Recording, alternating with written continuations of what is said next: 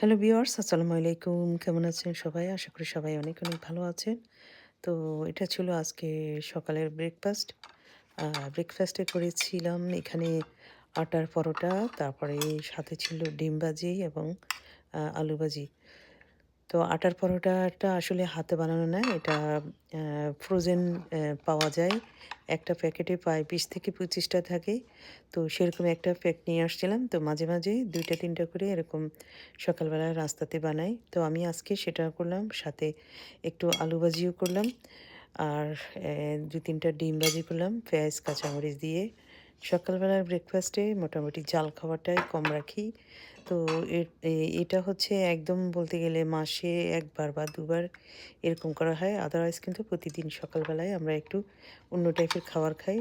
আর সাথে এখানে ছিল হালকা চকোলেট মিল্ক। তো এটা ছিল আজকের সকালবেলার ব্রেকফাস্ট। সবাই ভালো থাকবেন, সুস্থ থাকবেন। আল্লাহ হাফেজ।